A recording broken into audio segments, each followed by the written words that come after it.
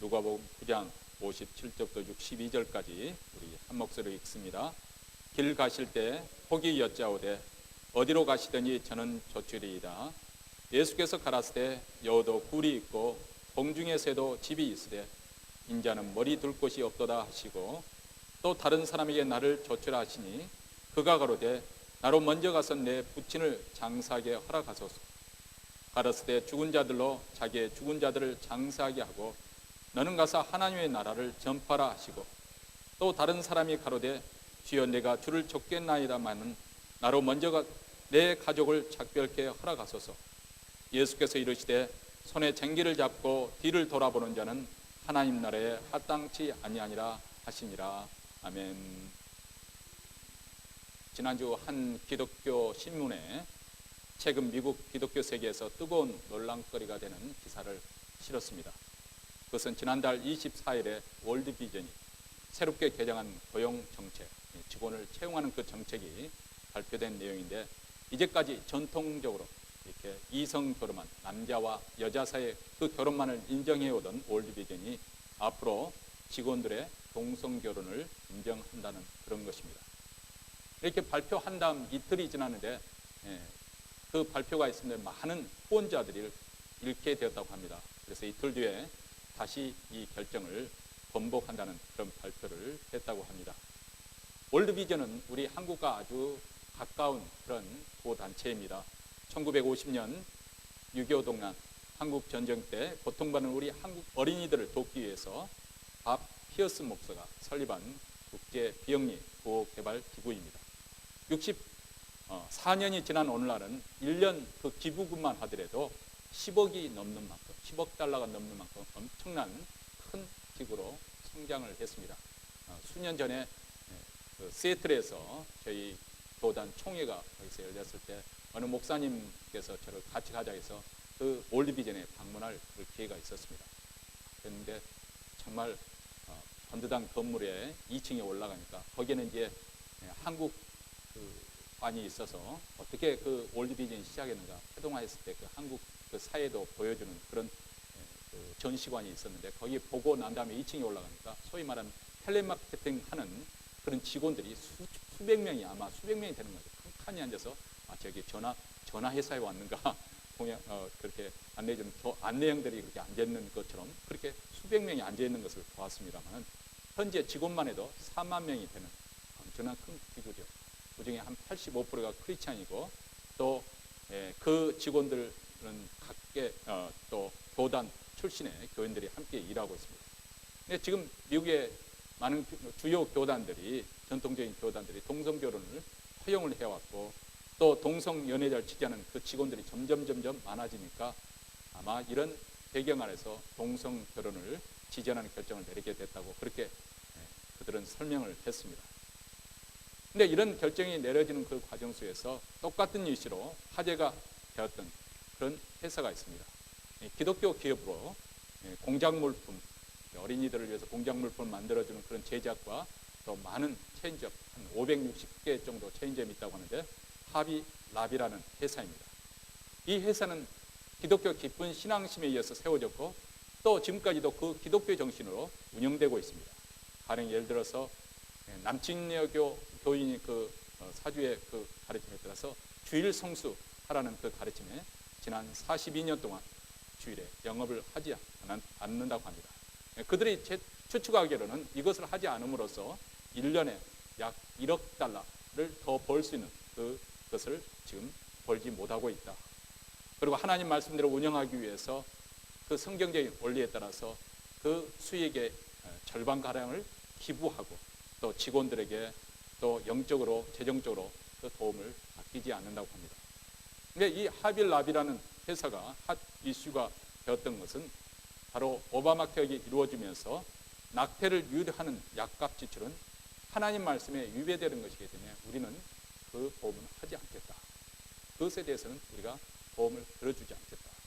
그 대가로 인해서 결국 고발을 당하고, 그래서 재판관이 하루에 130불 벌금을 내도록 그렇게 하고 있습니다. 지금도 매일 그렇게 내고 있다고 합니다. 정부의 명령에 따르기 위해서 우리는 하나님을 배신할 수 없고 종교적 자유를 위해서라면 어떤 체벌에도 감수하고 절대 타협하지 않겠다, 그렇게 밝혔다고 합니다. 저는 어느 쪽이 더 성경을 정확하게 해석하고 또 성경적으로 또 하고 있는지 그것을 지금 오늘 말씀드리려고 하는 것이 아니고, 바로 여기에 보면은 옳고 그로 시시비비보다도 현재 우리 그리스도인들이 가고 있는 그 길을 아마 이렇게 투명하게 그대로 보여주고 있는 이 두 크리스찬 단체와 기업의 모습이 바로 우리 그리스도인의 모습이 아닐까, 자화상이 아닐까, 그런 생각이 들어서 설계를 하는 것입니다. 지금까지 신앙적인 바탕으로 해서 훌륭하게 구호 사업을 잘 해왔고, 그래서 많은 사람들에게 신뢰감을 쌓아서 월드비전 하면은 다 믿고 후원금을 냈었습니다. 그런데 그들이 조직의 운영을 위해서 어쩌면 다수의 의견에 따라서 세상과 타협하는 결정을 내렸습니다. 그리고 난 다음 또 후원금이 끊기니까 이틀 만에 번복을 했습니다. 물론 처음 발표도 그들이 직접적으로 동성 연애자들을 지지하겠다는 것은 아닙니다. 그렇지만 많은 교단이나 단체들이 그 동성 결혼을 지지 인정하는, 그와 같이 자기들도 인정하는 것과 다름이 없는 것이죠. 사실 어떻게 보면 최근 경제 불황으로 해서 기부금이 자꾸 줄어드니까 어쩌면 동성 연애자의 쪽으로부터 기부금을 더 이렇게 바라보고 내린 결정일 수도 있고, 아니 어쩌면은 그들로부터 큰 압력을 받아왔을 거라, 그렇게 추측을 해볼 수가 있습니다. 이렇게 큰 기독교 정신으로 운영되는 이 단체가 그동안 동성연애자 그 커뮤니티에서 압력을 받지 않을 수가 없는 것이죠. 우리가 잘 아는 것처럼 미국에 있는 주요 대재벌들, 큰 회사들이 다 동성 결혼에 대해서 지지를 하고 있잖아요. 이것은 아주 동성연애자들이 치열하게 로비를 해서 하나하나 하는 게 없이 함락시키고 왔고, 그들은 아주 적극적으로 공략적으로 그렇게 해왔습니다. 그렇기 때문에 아마 여기에서도 피해갈 수 없고 이 논란에서 피해갈 수 없기 때문에 결국 항복의 깃발을 든 것이 아닌가, 그렇게 추론을 해봅니다. 이런 기업이 있는가 하면 하루에 130만 불의 벌금을 내면서도 주일 휴업으로 해서 1년에 1억 불이라는 그런 손해를 보면서도 세상과 타협하지 않고 우리는 하나님 말씀에 실천하겠다, 그렇게 애쓰는 회사도 있습니다. 어쩌면 융통성도 없고 꽉 막힌 사람들이다, 그래 그렇게 해가지고 얼마나 버티는가 한번 두고 보자, 그렇게 하는 사람들도 있을 것입니다. 이 회사는 지난 42년 동안 그 세상의 흐름을 쫓기보다는 하나님 말씀의 원리를 붙들고 원칙을 지키려고 그렇게 해온 이 하빌라비, 어쩌면 참으로 우리에게 다시 한번 이 시대에 어떻게 살아야 될 것인가, 우리 그리스도인들의 어떤 삶에 도전을 주는 그런 사례가 아닌가 생각을 해봅니다. 중요한 사실은 이 두 단체와 또 회사가 결정하고 선택했던 것처럼 우리 그리스도인들에게도 이 시대에 어떻게 살아갈 것이냐, 우리가 세상 정신과 세상의 그런 어떤 원리와 그리고 원칙을 쫓아서 타협해서 그 길로 갈 것이냐, 아니면 여전히 그런 가운데 이 세상의 어떤 정신을 거스리면서도 성경적인 원리와 원칙을 쫓아갈 것인가. 이것은 우리 과거에도 그런 선택에 그런 판단이 해왔었고 지금도 이루어지고 있고 앞으로도 우리 삶 속에 우리가 그리스도인 이상 계속해서 고민해야 될 그런 부분이라고 생각합니다. 어쩌면 앞으로 우리가 살게 될, 우리 자녀들이 살게 될 세상은 지금보다도 훨씬 더 기독교의 정신에 따라서 또 신앙의 원리에 따라서 말씀에 순종하면서 산다는 것이 더 어려워질 것만은 뻔한 사실입니다. 어쩌면 그 가치관의 문제로 인해서 더 큰 압력과 핍박을 받게 될 거라고 저는 생각을 합니다. 과연 우리는 어떤 선택을 하면서 살고 있습니까? 세상 모든 사람들이 다 가면 핍박을 피할 수 있는 쉽게 가는 그 세상의 그 길을 쫓아가고 있는 것인지, 아니면 예수님의 가르침대로 좁고 협착한 길로 우리는 찾아가고 있는 것인지, 우리는 다시 한번 이 사순절 기간을 지나면서 우리의 삶을 돌이켜 성찰해 보지 않을 수 없습니다. 오늘 말씀은 지난 시간에서 예수님을 쫓아가는 신앙에 대해서 계속해서 우리가 생각해 보려고 합니다. 진정 예수님을 쫓는 신앙이 무엇인가? 그 내용이 무엇인가? 우리가 예수님을 쫓아가는 제자인데 제자의 삶의 내용은 어떤 내용으로 채워져야 할 것인가 하는 부분에서 우리가 다시 한번 우리가 새롭게 인식이 되어지고 또 이에 대해서 헌신이 이루어지는 그런 시간이 되어지길 바랍니다. 우리가 지난 시간에 마태복음을 살펴봤지만 오늘 본문에는 누가복음에서 여기에 보면 마태복음 두 사람이 등장하는 것에 비해서 여기는 세 사람이 등장을 하고 있습니다. 그리고 마태는 배경에 대해서 그렇게 우리가 뚜렷하게 언제 이 말씀하시는 걸 잘 알기가 어렵지만 누가복음에는 이 사건은 예수님께서 갈릴리를 떠나서 예루살렘에 올라가는 그 노정 가운데 사마리아 그 지경을 지나는 가운데 이루어진 시점이라는 것을 누가복음 9장 51절과 53절에 그렇게 보여주고 있습니다. 예수님께서 예루살렘을 향해서 떠나가시면 이제는 부활하신 이후에 갈릴리로 오신 것 이외에는 다시는 갈릴리로 돌아올 수가 없고 예루살렘에서 십자가에 못 박혀 돌아가실 것입니다. 시간적으로 볼 때는 6개월 후에 이 모든 일이 일어날 것입니다. 바로 이런 시점에서 세 사람이 예수님께 주님을 따르겠다고 나온 것이죠. 첫 번째 사람은 지난 시간에 우리 생각해 보았던 것처럼 서기관입니다. 이 서기관은 예수님을 쫓을 준비를 하고 나름대로 결심을 하고 나왔습니다. 선생님이 어디로 가든지 저는 쫓으리다 하고 나온 사람입니다. 근데 예수님께서 여우도 굴이 있고 공중에 나는 새도 둥지가 있는데 나는 머리 들 곳이 없다. 그렇게 알 듯 모를 듯 이건 서기관을 받겠다는 말인지 아니면 내치겠다는 말인지 그런 의미심장한 말씀을 던졌습니다. 예수님께서 이 말씀을 하신 까닭은 내가 지금 나를 따르고자 하는데 네가 따르고자 하는 그 결심의 내용이 무엇인지 한번 숙고해보라는 거예요. 깊게 생각해보라는 거예요. 어쩌면 네가 생각하고 예수님이 이렇게 될 것이라는 것을 생각하고 지금 쫓고자 하는 것인데 내가 진짜 가고자 하는 이 길이 십자가의 길인데 십자가에 매달리고자 올라가는 길인데 거기까지 올 수 있겠느냐. 네가 그것을 알고도 나를 쫓아올 수 있겠느냐. 예수님께서 다시 한번 그에게 자신의 결심과 결단을 생각해 보도록 그렇게 도전을 주신 것이죠. 우리도 예수 그리스도를 쫓아가는 제자의 그 길이 무엇인지 면밀하게 검토해 볼 필요가 있습니다. 어쩌면 여기 앉아있는 주일 예배 드리는 것이 어떤 분에게는 하나의 이 미국 생활의 하나의 문화의 한 생활, 문화 생활의 하나로, 종교 생활의 하나로 편하게 그래서 또 예배를 1시간만 좀 지루하더라도 잘 참고 그러면 끝나면 또 친교실에 가서 음식을 먹으면서 친교를 할 수 있잖아요. 또 한국말로 실컷 또 이렇게 떠들 수 있는 그런 기회가 주어지지 않습니다. 근데 예수님은 가끔 가다 보면은 예수님을 추종해서 쫓아가는 사람들에게 상당히 마음을 불편하게 하는 그런 말씀을 종종 하십니다. 예수님께서 병자를 고치시고 귀신을 쫓으시고 많은 이적을 펼치고 또 오병이의 역사를 보니까 선풍적인 그런 인기를 봅니다. 정말 예수님이 마음만 먹었다면 정말 오늘날같이 수만 명이 되는 맘모스 교회를 충분히 이룰 수 있는 그런 많은 인기가 있었습니다. 예수님은 오히려 그것을 불편하게 생각하시고 도전을 하십니다. 너희들이 내 살을 먹지 않으면 너희들이 내 피를 마시지 않으면 생명을 얻을 수가 없다. 사람들이 그러면 도대체 저 사람이 어떻게 자기 살을 우리에게 먹일 것이며 어떻게 피를 마시고 이 말이 너무 어렵다 하고 모든 사람이 떠나갔다는 거예요. 예수님께서 제자들에게 너희도 가려느냐 하니까 베드로가 영생에 여기 있으면 우리가 어디로 가겠다. 종종 예수님께서는 길을 가시다가 그렇게 많은 사람이 쫓는 그 사람들에게 이런 좀 듣기 힘든 도전되는 그런 말씀을 종종 하십니다. 오늘 본문도 마찬가지죠. 예수님을 이렇게 쫓아가는 이 사람에게 얼마든지 환영할 수 있는 그런 요즘 교회로 말하자면 목사님 제가 목사님 다닌 그 교회에 나오겠습니다 할 때 어느 목사가 얼른 오십시오 그렇게 말을 하지 당신이 그렇게 결심한 거 한 번 더 생각해 보십시오. 숙고해 보십시오. 그렇게 말할 목사가 어디 있겠어요. 예수님께서는 내가 나를 쫓아가는 그 제자의 길에 성격이 무엇인지 깊게 생각해 보라.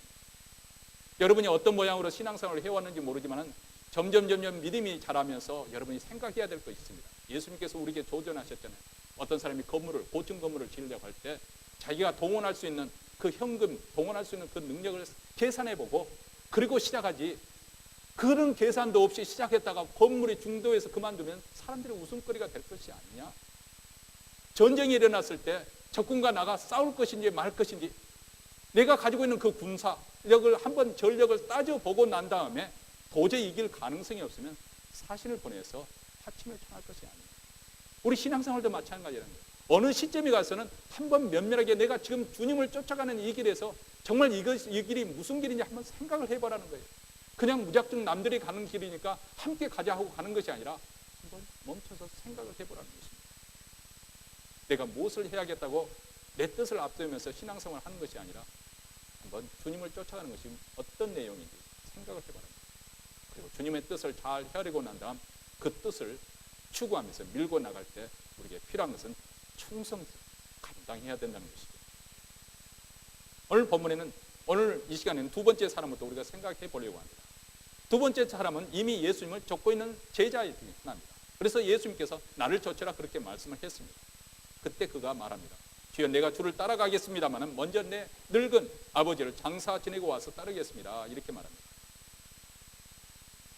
여기 보면 자식의 기본 도리로서 맡은 중요한 임무를 마치고 난 후에 주님을 따르겠다고 하니까 예수님께서도 그러느냐, 그렇게 그 일을 마치고 나를 따라오라, 이렇게 충분히 하실 법합니다. 근데 예수님의 답변이 무엇이었습니까? 죽은 자들로 저희 죽은 자를 장사하게 하고 너는 나를 쫓으라.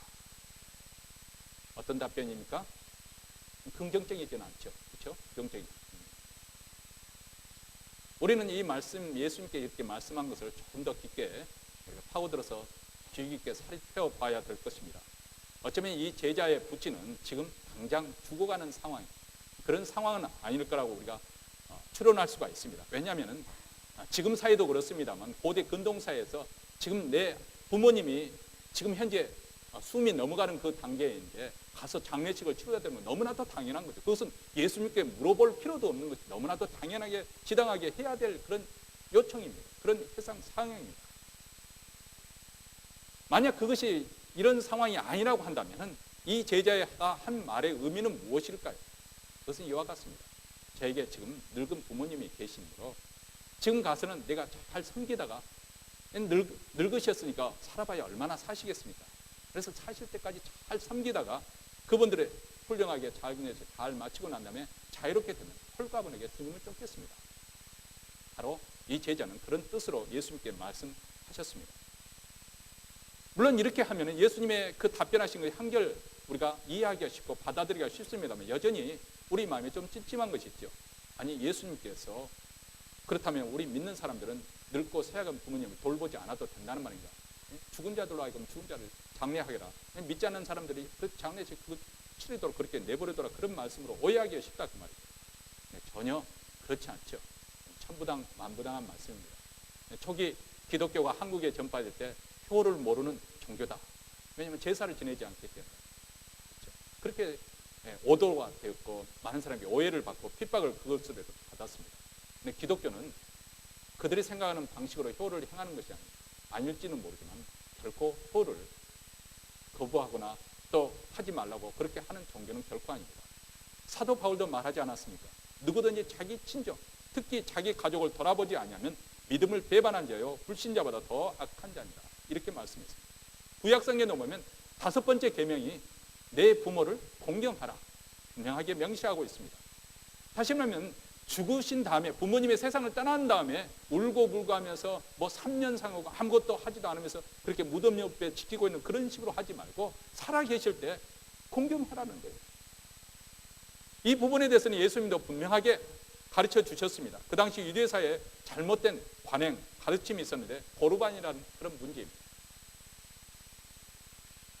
늙은 부모님을 자식된 도리에서 분명히 봉양을 해야 되는 그런 사회. 요즘에는 이제 뭐 여러 가지 정부에서 연금이 나오기도 하고 뭐 여러 가지 방법으로 하지만 그 당시에는 늙은 부모님의 그 봉양은 그 자식들의 몫이지 않습니까? 근데 마땅히 부모님을 위해서 동경을 해야 되는데 거기에 물질이 필요하다 그 말이죠. 근데 물질을 쓰는 것이 그렇게 쓰는 것이 아까워요. 그래서 사람들이 편법을 내는 거예요. 왜냐하면 분명히 율법에서는 부모를 공경하라고 했는데 물질 쓰기가, 부모를 쓰기 위해서 물질 쓰기가 아까운 거죠. 그래서 고르반, 이것은 하나님께 드렸다, 이렇게 선언을 하는 거예요. 이 재물은 하나님께 바쳤다, 하나님께 헌신된 것이다, 그렇게 선언을 하면 그것은 하나님께 드리기 위해서 구별된 것이니까 그 어떤 목적으로 쓸 수 없다는 것이거든요. 그런 핑계로 해서 부모에게 공양을 하지 않는 그런 잘못된 가르침이 그 장로들의 유전이 있었습니다. 이것은 정면으로 하나님의 계명을 어기는 것이죠. 예수님께서 그것을 지적하십니다. 그것은 잘못됐다. 왜냐하면 모세는 내 부모를 공경하라 하고 또 아비나 어미를 해방하는 자 반드시 죽으리라 하였거늘 너희들은 사람들의 가르침으로 거짓된 교훈으로 그 율법을 어긴다. 우리 주님께 지적하셨거든요. 그렇다면 주님께서 죽은 자들로 저희 죽은 자를 장사하게 하고 너는 나를 쫓아라 하신 그 이유가 무엇일까요? 우리는 이 대목에 대해서 주님이 무엇을 가르치려 하시는 것인지, 무엇을 요구하고 계신지 자세히 또 주위에서 살펴봐야 됩니다. 다시 말하면 예수님께서 지금 예루살렘을 향해서 올라가고 계시는데 그분의 제자가 되어서 그분을 쫓아간다는 것이 무엇을 의미하는 것인지 숙고해 봐야 된다 그 말입니다. 이 사람은 이미 주님의 부르심을 받은 제자입니다. 이제 결단하고 예수님의 제자가 되려는 사람이 아니고 이미 예수님의 부르심을 받고 제자가 된 사람이에요. 근데 이미 부르심을 받아서 제자의 위치에 있는 사람이라면 알아야 될 것이 있습니다. 그것은 바로 나를 쫓아라는 말이 우리 주님이 어디로 가든지 내가 쫄쫄쫄 따라가겠다, 그런 뜻뿐만 아니라 더 큰 의미가 있습니다. 그것은 우리 주님이 하라 하시는 대로, 명령하시는 대로 행하라는 것이죠. 순종하라는 것이죠. 이것은 그때나 지금 오늘이나 마찬가지입니다. 우리가 예수님의 제자로서 주님의 거룩한 계명을 받고 부르심을 받고 한다면은 어떻게 무엇을 해야 될 것이 우리는 아는 사람이고, 아니 몰랐다 하더라도 그것을 알아야 될 그런 위치에 서 있는 사람이 그리스도의 제자입니다. 오늘 말씀에도 그랬잖아요. 죽은 자들로 하여금 죽은 자를 장사하게 하고 너는 나를 따라 하나님 나라를 전파라. 이미 분명하게 그에게 해야 될 일을 분명히 주어졌습니다. 적어도 그것을 우리는 받은 자의 위치에 있는 사람이고 이것을 알아야 될 그런 사람들입니다.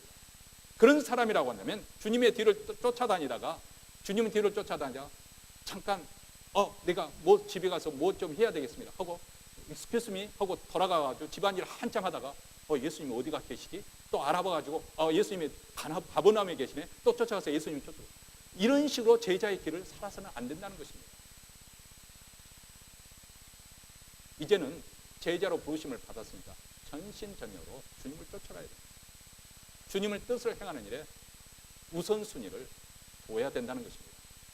이것은 마치 군대에 소집되어서 군사가 되었을 때 지금까지 내가 좋아했던 거, 사적으로 좋아할 수도 있잖아요. 그 좋아하고 원했던 그 모든 것을 접어두고 부르심을 받아서 그 길로 나아가는 군인과 똑같은 것이죠. 그래서 사도 바울이 영의 아들인 디모데에게 이렇게 권면하지 않습니까? 내가 그리스도 예수의 좋은 군사로 나와 함께 고난을 받을지니 군사로 다니는 자는 자기 생활에 얽매는 자가 하나도 없나니 이는 군사로 모집한 자를 기쁘게 하려 합니다. 좋은 군사는 전쟁터에 나갈 때 자기가 좋아하는 그 모든 것, 자기가 원하는 그 모든 것도 접어두고 다 뒤로 하고 비상한 각오와 결심을 가지고 앞으로 나가는 사람입니다. 그래서 앞으로 어떤 현실, 어떤 상황, 악한 그런 그 열악한 상황이 현실에 주어진다 하더라도 포기하지 않고 거기서 잘 적응하면서 끝까지 싸워 나가는 사람. 이런 군인은 사사로운 일에 얽매여서는 안 된다는 것이죠. 부르심을 받은 그 부르심에 나가야 된다는 것입니다. 우리 그리스도인들도 그리스도께서 부르심을 받은 군사와 마찬가지입니다. 위로부터 받은 부르심을 가지고 사명감을 가지고 하나님 나라를 전파하도록 우리는 부르심을 받았습니다. 그렇다면 그 나라를 전파하고 증가하는 일에 우리의 삶의 최우선순위를 둬야 된다는 것입니다. 왜냐하면 부르심을 받은 자에게 요구되는 것은 충성이기 때문에 그렇습니다. 맡겨놓은 자에게 구할 것은 충성입니다. 요한계시록에 보면 부활하시는 우리 주님께서 서머나 교회에게도 동일한 말씀하십니다. 내가 죽도록 충성하라. 그리하면 내가 생명의 멸관을 내게 주리라. 이렇게 말씀합니다. 예수님을 쫓아가는 신앙의 가장 핵심적인 것은 무엇이냐? 삶의 하나의 우선순위가 세워진다는 거예요. 이제는 내가 원하는 것, 내가 하고 싶은 것을 우선순위에 들고 그것을 추구하면서 이것 추구했다가 마음에 안 들면 또 저것 하고 이렇게 내가 원하는 대로 살아갔지만은 예수님을 쫓아가는 신앙의 내용의 첫 번째 해야 될 일이 무엇이냐? 가장 중요한 것을 먼저 두고 추구하고 살아가는 사람입니다. 그것이 무엇일까요? 하나님 나라입니다. 하나님의 부르심, 하나님 나라를 전파하는 그 부르심에 우리가 우선순위를 두고 쫓아가는 사람이 바로 그리스도인이라는 것입니다. 여기 본문에 나오는 세 사람 가운데 첫 번째 서기관은 예수님을 따라가는 의미가 무엇인지 그 깊이에 대해서 의미가 좀 불분명한 가운데서 예수님을 쫓아가겠다고 했습니다.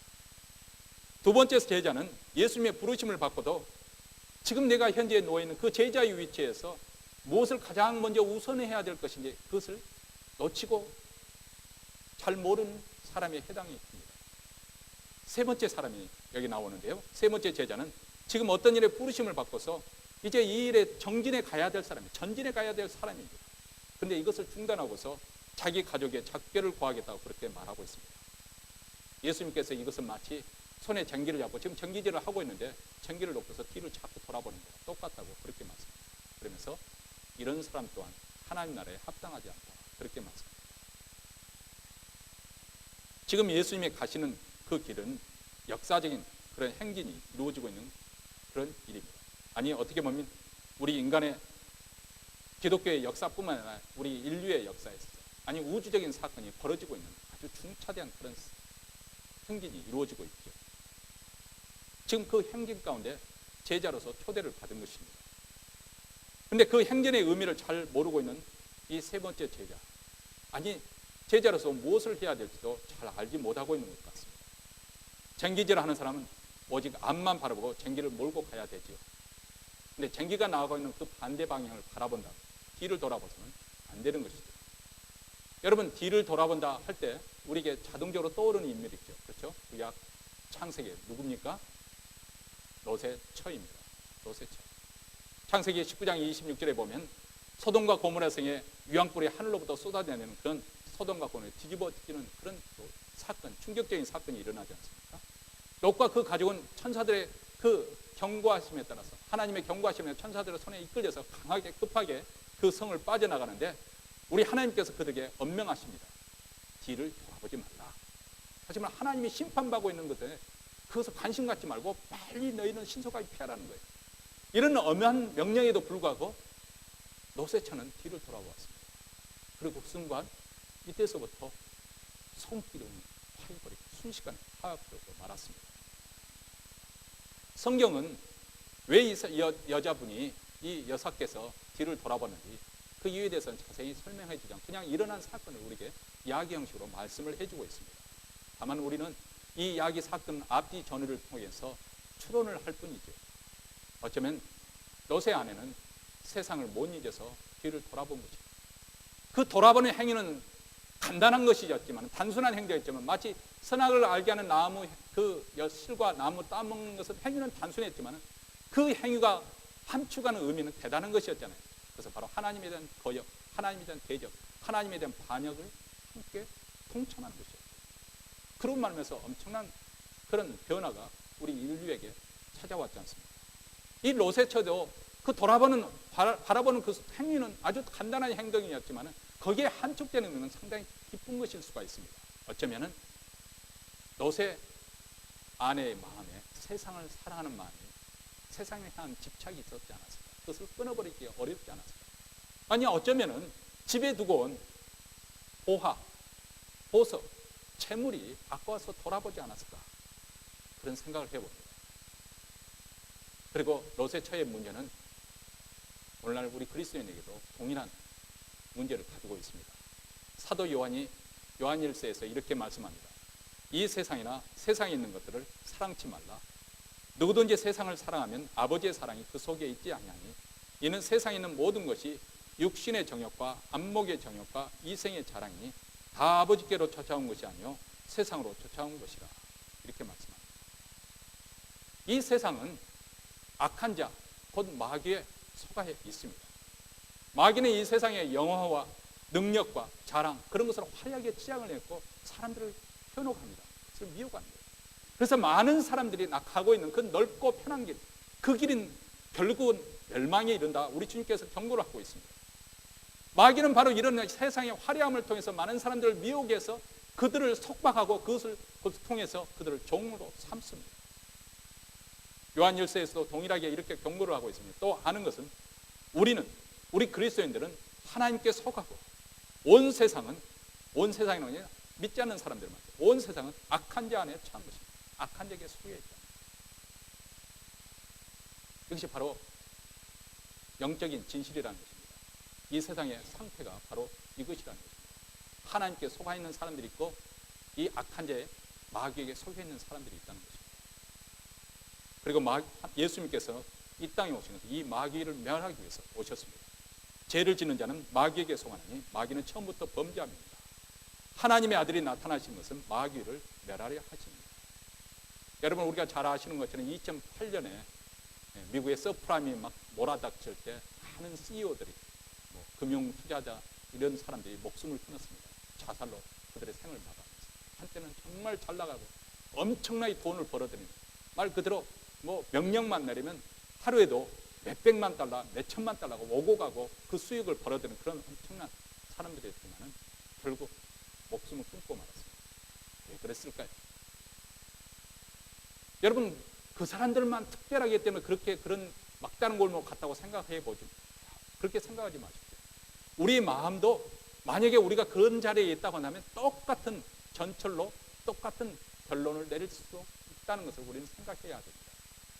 우리가 그렇게 엄청난 기회 할 수 있는 그런 기회가 주어지지 않았을 뿐이지, 우리도 얼마든지 그것을 좋아하는 마음이 있고요, 그런 자리에 올라가고 싶어하고 그렇게 돈을 벌고 싶어하는 그런 마음이 있습니다. 아니, 그 사람들이야 하루에 몇백만을 쉽게 벌어들이는데 그 눈앞에 그것을 보이는데 그런 욕심을 내지 않겠어요? 그렇게 빨려 들어가다 보면 결국 그렇게 망하게 되는 것이죠. 왜 그들이 자살로 망했는가? 그들의 생활을 왜 그렇게 마감했는가? 왜냐하면 그것만이 그들의 유일한 소망이기 때문에, 그것을 통해서 자기들의 행복의 근원으로 삼고 자기의 능력의 그 힘의 근원으로 삼았기 때문에 그것이 무너지니까 더 이상 버틸 수가 없는 것이죠. 그것이 바로 우상입니다. 우상은 바로 하나님의 그 어떤 것으로 우리가 우리의 행복과 안녕의 근원을 두게 하는 것, 그것이 바로 우상입니다. 그것이 바로 돈이 될 수가 있는 거고요, 바로 그것이 여러분의 자식이 될 수 있는 거고요, 그것이 여러분의 가족의 행복이 될 수도 있는 것이고요, 세상의 성공, 출세도 될 수가 있습니다. 그것이 바로 우상이 될 수가 있습니다.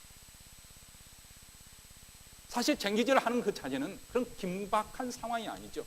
전쟁이나 전선에서 돌아가는 그런 긴박한 상황이 아니고 평상시에 평화로운 때 쟁기질을 하는 것이죠. 농사 지을 때 늘 있는 일 아니겠습니까? 근데 평상시에도 쟁기를 잡고 일단 일을 하면 돌아봐서는 안 된다는 거예요. 왜냐하면 똑바로 그것을 해야지 뒤를 돌아보면 자기가 원하는 목적대로 똑바로 그 쟁기질을 할 수가 없는 것이죠. 일이 자꾸 중단되잖아요.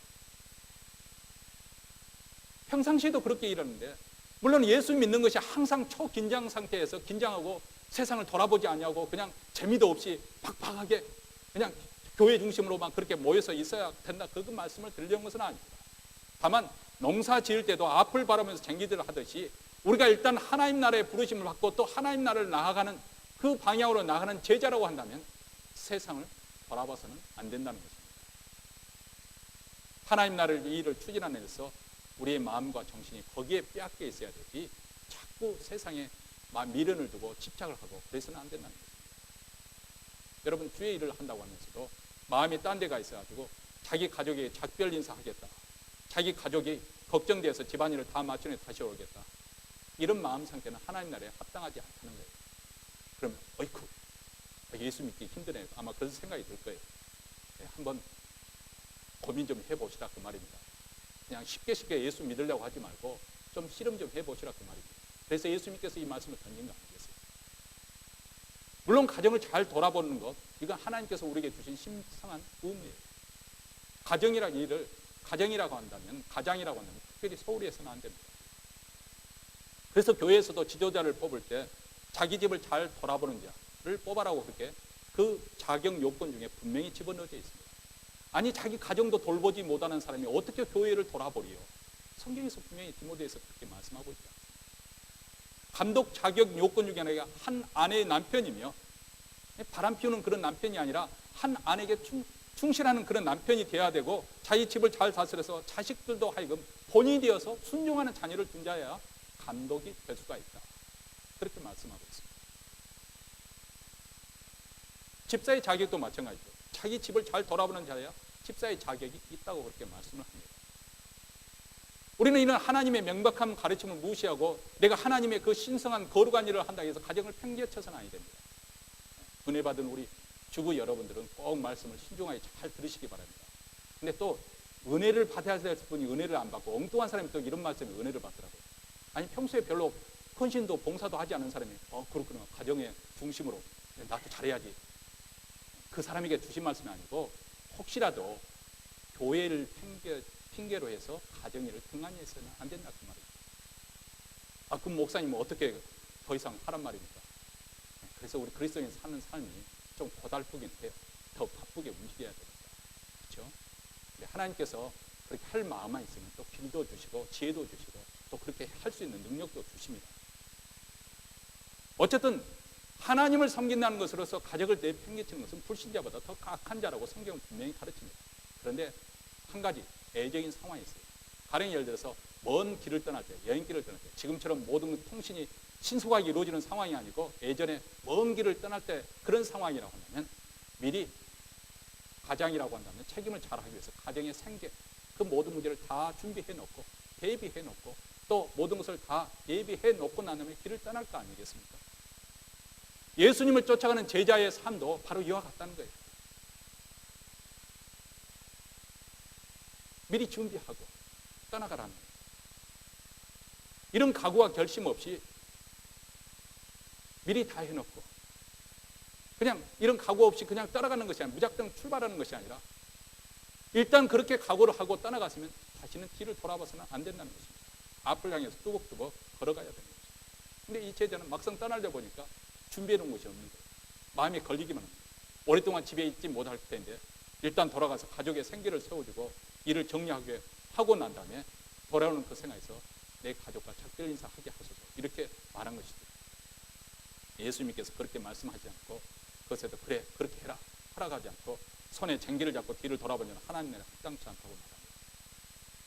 예수님께서 이렇게 말씀하신 것은 나름대로 더 중요한 이유가 있었을 것이라는 것을 우리가 쉽게 알 수가 있을 것입니다. 자, 이미 우리가 생각했던 것처럼 예수님께서 이 말씀을 하시는 시점이 언제라겠습니까? 이제 불과 6개월 후면 예수님이 십자가에 매달려 죽으시는 그런 상황입니다. 앞으로 되어지는 모든 상황이 아주 비상한 때라는 것입니다. 매일매일 순간순간 지금 사건이 팍팍 전개되는 그런 상황입니다. 예수님께서 십자가를 지시고 그래서 이제까지 훈련을 받은 모든 제자들도 비상한 각오를 하고 예수님이 죽으실 것을 대비해서 마음을 대비하고 그렇게 올라가야 돼요. 그런 각오를 가지고 올라가야 될 상황입니다. 이제부터는 아주 긴박하게 돌아갈 것입니다. 예수님이 전격적으로 체포되어서 고난을 받으시고 십자가의 죽임을 당하실 것입니다. 그리고 무덤에 묻힌 지 3일 만에 다시 부활하는 그런 충격적인 사건이 벌어지지 않습니까? 그리고 40일 동안 부활하신 주님이 제자들과 함께 계시다가 그리고 난 다음 오순절 10일이 지난 다음에 오순절 성령님 강림이 이루어지고 성령님이 임하시고 그리고 드디어 신약시대 하나님의 교회가 태동하기 시작합니다. 이 모든 짧은 시간에 순식간에 지금까지 수천 년 동안 선지자들 통해서 하나님께서 예고했던 그 하나님의 계시가 절정에 달하는 하나님의 구원의 역사의 최고 절정에 달하는 클라이맥스에 달하는 그런 아주 비상한 때입니다. 이런 비상한 때는 비상한 각오로 쫓아가야 되는 것이죠. 근데 이 비상한 각오로 쫓아갈 이 제자에게 무엇이 장애했나요? 이미 말씀드린 대로 이 제자의 경우는 돈도 아니었고 재물도 아니었고 인기나 권력이나 세상 재미도 아니었습니다. 아마 오늘날 우리 그리스도인들에게 가장 주님을 쫓아가는 신앙생활 장애가 되는 것이 무엇인가 하고 물어본다면 아마 다 그렇게는 대답하지 않으려는지 모르지만 우리 교회 같은 경우는 내가 한번 이 말씀을 준비하면서 생각해 보니까 미국 생활의 그 문화의 편리함, 안락함 뭐 만족스러운 것은 아니지만은 또 막상 이런 삶을 변화시켜가지고 불편하게 사는 것도 원치 않는 것 아마 이 편리함과 안락하게 살고 싶어하는 이것이 가장 큰 장애가 아닐까 그런 생각을 해봅니다. 근데 이 제자의 경우는 가족이었습니다. 가족의 걸림돌입니다. 여러분 우리도 이것이 마찬가지라고 생각되지 않습니까? 제대로 예수님을 쫓고자 할 때 가족이 최대 걸림돌이 될 수가 있습니다. 우리는 하나님이 주신 귀한 선물을 우상으로 만들 수 있는 그런 위험성 있는 그런 존재라는 걸 여러분 아시죠? 그래서 칼빈 선생은 우리 마음을 가리켜서 우상을 생산해내는, 만들어내는 공장이다. 그렇게 말합니다. 팩토리, 공장이라는 말을 썼습니다. 가족은 하나님께서 주신 가장 좋은 선물이에요. 가정뿐이 아니고 재물도 그렇고 건강도 그렇고 우리 직장과 사업도 그렇고 경력이나 또 사회적인 경력뿐만 아니라 또 우리 집, 하우스도 그렇고 자동차도 그렇고 이 땅에 우리가 편리하게 또 안락하게 살아갈 수 있는 가장 좋은 선물들, 하나님께서 허락해 주신 선물들입니다. 근데 우리 인간은 타락했기 때문에 이런 타락한 그 인간의 심성 속에는 자꾸 이런 것을 하나님보다 더 앞세우려는 성향이 있다는 거예요. 더 집착하는 그런 성향이 있다는 거예요. 이것이 병든 우리 자아의 모습입니다. 타락한 이후에 뒤틀림, 애곡되어져. 어린아이들 어렸을 때 부모님들이 자꾸 정크푸드 먹이면 커서도 정크푸드에 균들여가지고 좋은 음식 때문에 맛이 없다고 안 먹잖아요. 그렇죠? 그와 똑같은 현상이 오늘 시대 사람들에게 벌어지고 있는 것입니다. 참다운 하나님을 섬기지 않고 그것이 정말 진정한 행복이고 진정한 우리에게 형통이 되어지는 것인데 참다운 하나님을 인정하지 않는 거예요. 그리고 그 하나님 대신에 어떤 사람은 돈이 우상이 되어서 돈이 전부인 걸로 그렇게 그것을 위해서 말은 그렇게 하지 않지만 실상 그들의 삶을 보면은 돈이 그 사람의 우상이에요. 돈이 원하는 대로 하라는 대로 다 하고 사는 거죠. 어떤 사람은 자식이 우상이 돼가지고 자식이라면 꼬박 죽는 말은 뭐 거칠게 자녀들이 하지만은 결국 보면 자식이 우상이 되어서 자식을 위해서 모든 것을 다 하려고 하는. 여러분 이렇게 하나님의 것들을 더 집착하고 더 사랑하고 더 앞세우면 결국은 그것이 망가진다는 거 아시죠? 그것이 우리에게 행복을 가져다 주지 않는다는 거 아시죠? 이미 제가 말씀드린 2008년에 서프라임 때 그 많은 사람이 목숨을 끊은 이유가 뭐가 있어요? 그것을 자기 인생의 의미로 삼고 자기 인생의 행복의 근원으로 삼고 그것으로 자기의 노후를 대책을 삼고 그렇게 모든 것 자기 세계 가치관에서 전부로 생각했는데 그것이 무너지니까 더 이상 버틸 힘이 없는 것이죠. 우상은 그렇게 우리를 패망으로 몰아가는 것입니다. 하나님이 비록 주신 선물이지만은 그 선물이 하나님을 섬기는 데 장애가 된다면 우리 주님은 과감하게 때로는 그렇기 때문에 가오가할 만큼 우리에게 말씀합니다. 마태복음 10장 37절에 이렇게 말씀합니다. 아비나 어미를 나보다 더 사랑하는 자는 내게 합당치 아니하고 아들이나 딸을 나보다 더 사랑하는 자도 내게 합당치 아니하고 누가복음 14장 26절에 이렇게 말씀합니다. 무릇 내게 오는 자가 자기 부모와 처자와 형제와 자매와 및 자기 목숨까지 미워하지 않으면 능히 나의 제자가 되지 못하다. 우리는 이런 말씀 들을 때 한 귀로 듣고 그냥 흘러갑니다. 왜냐하면 좀 비현실적이니까. 그렇게 사는 사람이 어디 있어요? 어떻게 미워합니까? 하나님께서 결혼 제도를 통해서 가족을 선물로 주셨고 십계명의 내 부모를 공경하시는 우리 하나님, 심지어는 원수를 사랑하시라는 우리 주님께서 어떻게 우리 부모를 미워하고 처자를 미워하라고 자기 생명까지 미워하지 않으면 나의 제자가 없다고 그렇게 말씀하십니다. 여기는 예수님의 수사학적인 표현 방법입니다. 왜 예수님께서 이 말씀을 하셨을까요? 좀 전에 우리가 이미 생각했던 것처럼 이런 것들이 주님을 섬기는 데 장애가 되면 우상이 되면 피차 멸망으로 이끌어간다는 거예요. 여러분 아브라함에게 하나님께서 100세 난 아들 이삭을 내가 지시한 그 땅에 가서 바치라는 건 무슨 말이냐면 그 자식을 잡아가지고 말 그대로 죽여서 각을 떠가지고 하나님께 불태워서 완전하게 바치라는 거예요. 그런 끔찍한 명령을 아브라함이 받았습니다. 오늘 뭐 시간이 주어진 시간이 너무 많이 지체되기 때문에 길게 설명하지 않겠지만 어쨌든 아브라함은 그 하나님 말씀을 의심하지 않고 그대로 순종했어요. 왜냐하면 그때까지 우리 하나님께서 아브라함에게 하나님이 얼마나 신실하신 분인가, 얼마나 사랑이 많으신 분인가 하는 것을 확실하게 보여주셨고 아브라함의 믿음은 그 하나님, 내가 이해를 할 수 없지만은 하나님을 신뢰했습니다. 그리고 정말 잡았습니다. 잡았는데 마음으로 이미 잡았어요. 칼로 내리쳤는데 하나님께서 급하게 붙들어서 못 죽이게 했잖아요.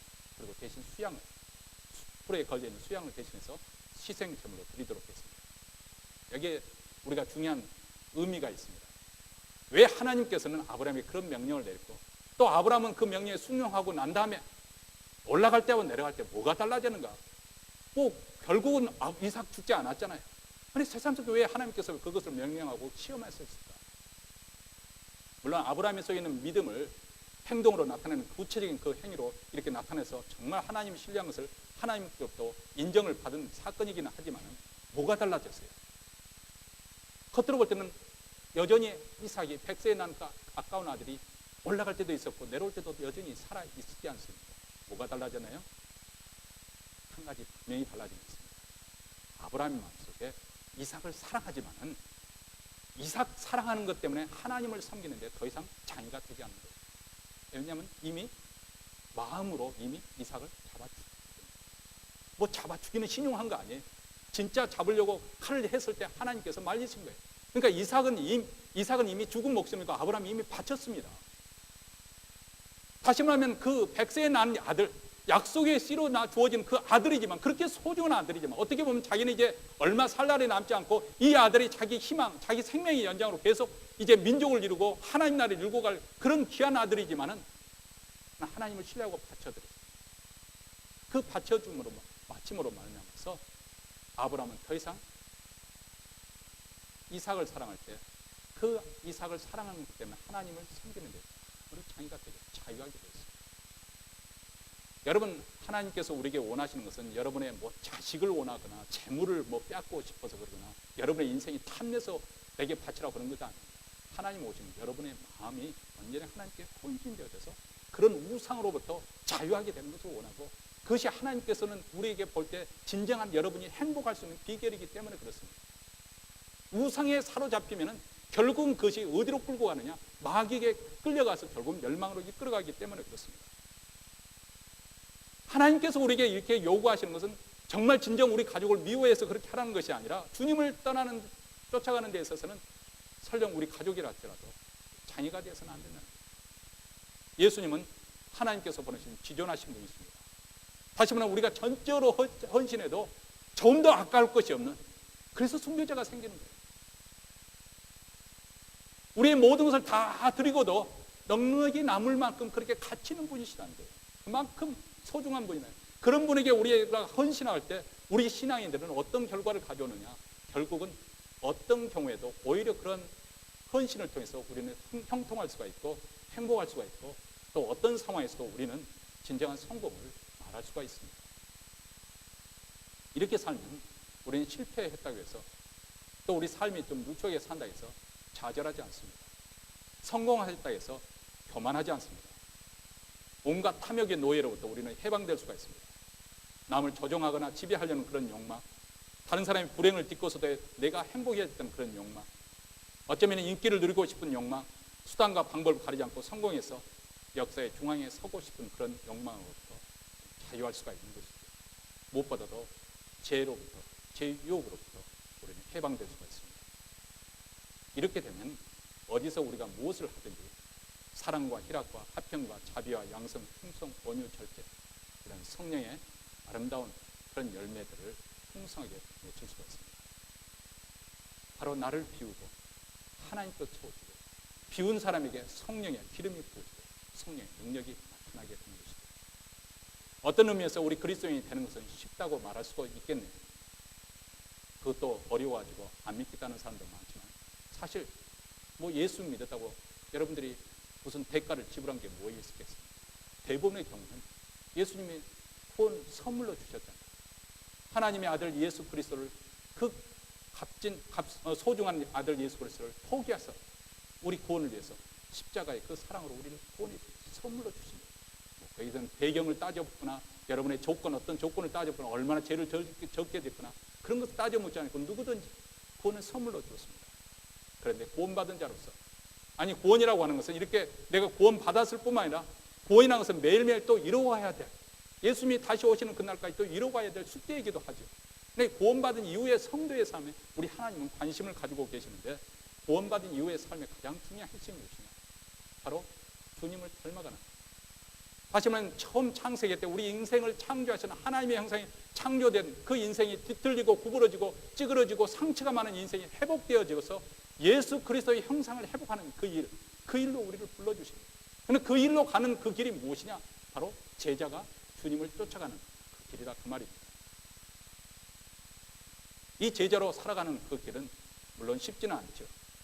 비밀은 우리가 주님 앞에 이런 우선순위를 두고 그리고 주님께 헌신하게 되면 가능해진다는 거예요.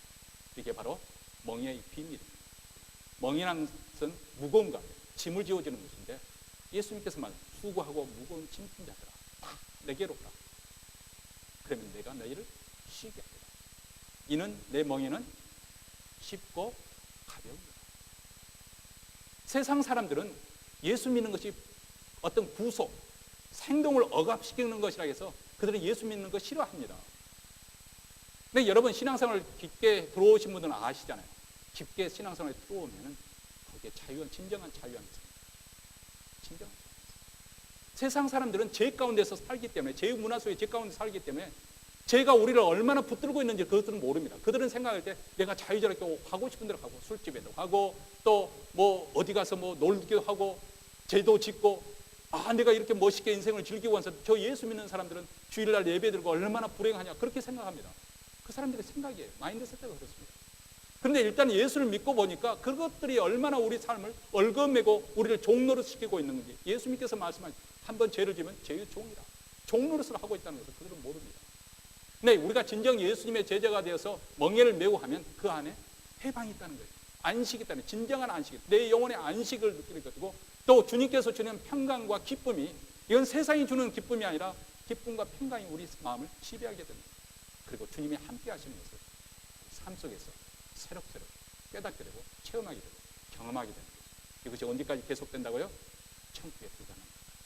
그리고 영광이 하나님 앞에 우리가 나아갑니다. 사순절을 보내면서 예수님을 저는 신앙이 무엇인지 우리 다시 한번 곰곰이 숙고해 보십시다. 오늘 메시지가 좀 어떤 분에게 굉장히 불편할 수도 있겠습니다만, 기독교는 여러분의 기분을 어루만져주는 종교가 아닙니다. 어떻게 보면 기분 나쁘게 하고, 또 자존심 상하게 하고, 또 불편하게 만드는 그런 부분이 분명히 있습니다. 이것을 이해하지 못하면, 여러분이 그것을 수용하지 못하면 여러분은 결코 예수님의 제자로 살아가는 삶이 아니에요. 어떻게 보면 세상, 문의는 그리스도인 것처럼 교회를 하지만은 실상 삶의 내용은 세상 그 물결 그대로 지금 표류하고 있는 그런 삶일 수도 있습니다. 오늘 이 시간 우리가 다시 한번 제자의 길이 무엇인지 다시 한번 새롭게 인식하고, 내가 그것을 통해서 치러야 할 대가가 무엇인지, 내 삶에서도 우선순위가 분명한 것인지, 살고 있는 것인지, 그리고 다시는 뒤를 돌아보지 않는 헌신이 그 길을 가고 있는 것인지 우리가 다시 한번 성찰해보고, 그런 각오와 또 각성을 가지고 예수님을 쫓아가는 그런 신앙인이 되시기를 주의 이름으로 축원합니다.